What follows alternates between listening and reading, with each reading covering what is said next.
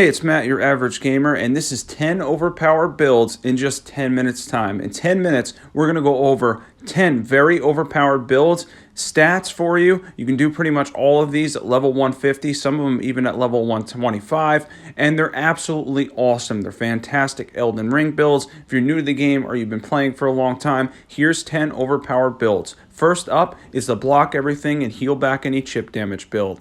This is an awesome build and it makes the game very easy. For this build, we'll need the Blasphemous Blade plus 10, the Fingerprint Shield, the Shard of Alexander, Great Shield Talisman, Great Jar's Arsenal, Ritual Swords Talisman, Fire, Defense Tear, and the stats are going to come up on the right for all of these. Next up, we're going to go full bleed build. That's right, use the dual Godskin Peelers with Seppuku on both. These absolutely obliterate anything, specifically enemies that are weak to bleed. With the bleed build-up, the good amount of AR, and their high damage potential, these are absolutely insane. This absolutely obliterates bosses. It still works well on 1.08. The footage here is actually from 1.08. They did do a little nerfing, as everybody knows, in 1.07 to dual status effects, but it doesn't matter because they're so powerful. The bleed proc is so much, and Seppuku is so powerful to begin with that when you combine it with the twin blades or the peelers or the bandit swords or anything where you can just get massive jump attack damage, it turns into an insane build that can obliterate literally any boss in its path. And good old Mage didn't even get to a second phase because we're doing that much damage with this build. It is really fantastic and it works very, very well. This is a very powerful build. For this, we need 2 Godskin Peelers plus 25.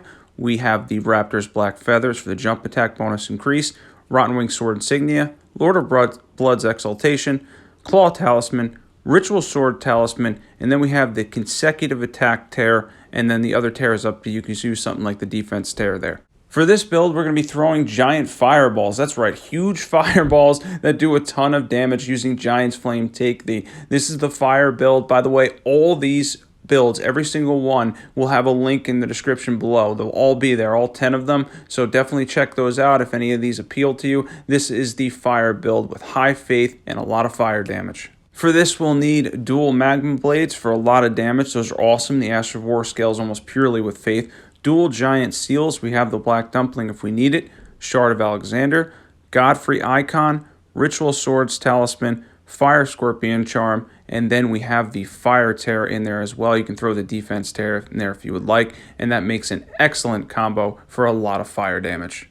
A personal favorite. Now, this is one they patched slightly. It does slightly less poise damage now. The poise damage on the Ash of War is a little bit less, but the damage itself is still insane. And the bubble build is not just a meme, but it's actually an awesome build that does a ton of damage. The Envoy's Longhorn is excellent. The holy damage is resisted in a lot of cases, but it doesn't matter. It does so much with the ridiculous amount of bubbles and holy damage that it puts out that it can literally obliterate anything, especially large targets, and this is a very, very, very powerful holy build. For this fun build, we'll need the Envoy's Longhorn plus 10. Any seal will do. We have the Envoy's Crown as well for the damage boost, 15%. Black Dumpling if you need it. Dragon Crest Shield Talisman. Sacred Scorpion Charm, Ritual Swords Talisman, Shard of Alexander, and then make sure that you have the Holy Tear for the extra bonus. And if you want a poison proc, you can do that as well for even more damage because it has a very, very high damage cap.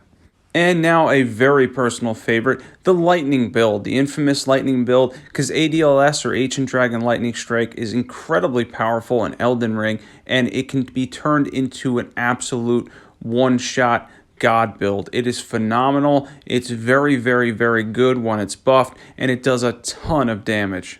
For this, if you're a really high level, you can go with the Golden Order seal. If you're doing it at 150, then you go with the Gravelstone seal. We have a Seppuku sword to low health proc if need be, Jellyfish shield, Mushroom Crown and Black Dumpling, Lightning Scorpion Charm, Godfrey Icon, Red Feathered Brand Sword, Kindred of Rot's Exaltation, and then we have the Lightning Tear, and then Fetid Pots and Boluses as well.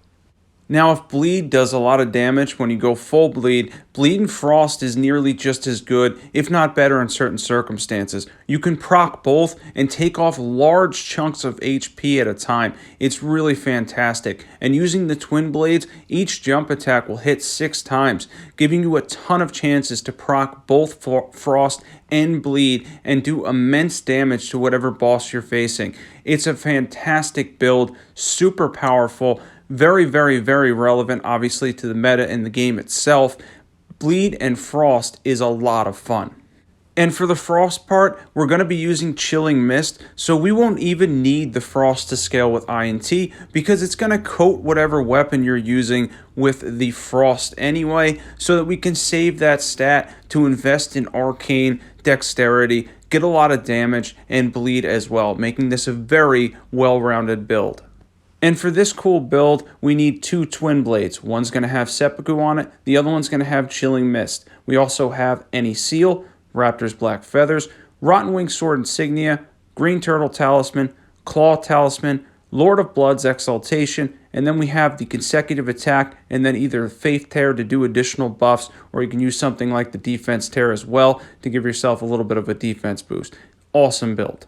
Another personal favorite here is Death's Poker. Death's Poker's Ash of War seems to scale higher than the D that is on the weapon. It uses pure magic damage that scales purely off of your intelligence stat, making this highly buffable, super damaging, and can be boosted by the Magic Scorpion Charm and the Shard of Alexander. This is a fantastic Ash of War, and even though it's slow, its damage potential is unreal. It has also 3 different things you can do with the Ash of War, making it a great utility weapon for all mages.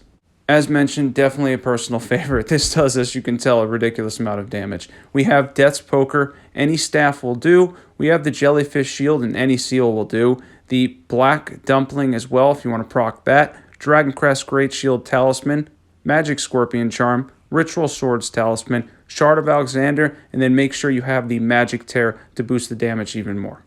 So another fun one and a pure strength build, especially if you add just a little bit of faith and you get that strength stat, as high as possible, definitely at least 70 or 80, maybe even as high as 99. You can one-hit a lot of the enemies, field bosses, and basic enemies in the game. And in this case, you can always crush Gideon completely in one hit, and it's kind of funny.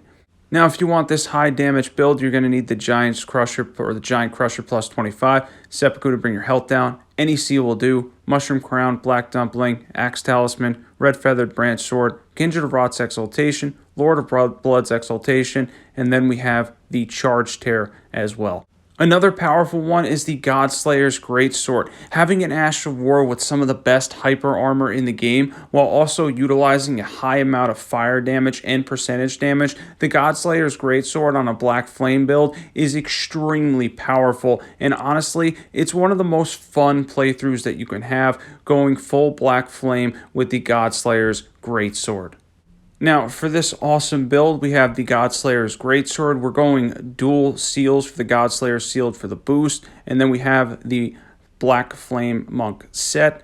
And then the Fire Scorpion Charm, Shard of Alexander, Godfrey Icon, Ritual Swords Talisman. And then you're going to want that Fire Tear at the very least as well to maximize your damage.